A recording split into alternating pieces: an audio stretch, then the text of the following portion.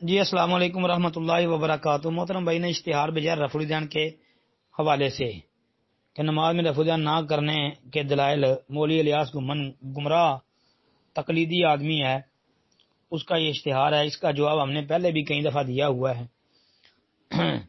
تو کہتے ہیں جی اس اشتہار کی تحقیق فرمائیں،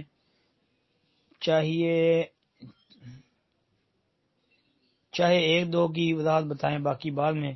محترم بھائی دو کی بات کر دیتا ہوں۔ دو جو پہلے ہیں اس کے دلیل نمبر 1 اور دلیل نمبر 2، باقیوں کی انشاءاللہ بعد میں پھر ایک ایک کر کے کر دیں گے یا دو دو کر کے۔ اب پہلی جو دلیل اس نے پیش کی ہے نا، قد افلح المؤمنون، قد افلح المؤمنون الذین هم فی صلاتهم خاشعون، یہ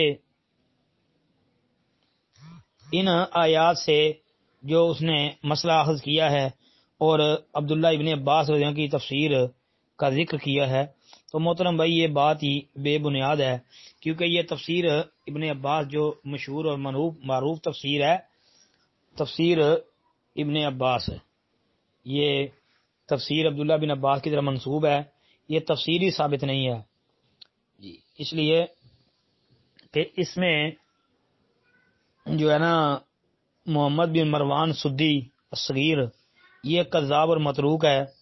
اس کے علاوہ محمد بن صاحب القلبی یہ بھی ایسا ہی ہے، اور پھر جو عبداللہ بن عباس سے بیان کرنے والے ہیں ابو صالح بادام جی، ان پر بھی کلام ہے۔ بعض نے کہا کہ عبداللہ بن عباس سے ان کا ثابت نہیں، سما بعض نے اس کو ضعیف بھی کہا ہے۔ بہرحال جی اس میں مرکزی علتیں دو ہیں، محمد بن مروان سدی اور محمد بن صاحب القلبی، یہ دونوں ہی کذاب ہیں، جھوٹے ہیں، حدیث وضع کرنے والے ہیں۔ اور علامہ سیوطی وغیرہ کا خیال ہے کہ جس سند میں یہ آ جائیں تو وہ جھوٹ کی لڑی ہوتی ہے، کڑی ہوتی ہے، یعنی سلسلہ الکذب، جھوٹ کا ایک سلسلہ ہوتا ہے، تو لہذا یہ تو بھائی ثابت نہیں ہے جی۔ دوسری روایت دلیل نمبر 2 وہ عبداللہ بن مسعود رضی اللہ عنہ والی کہ شروع نماز میں رفع الدین کیا، یعنی پہلی دفعہ پھر نہیں کیا۔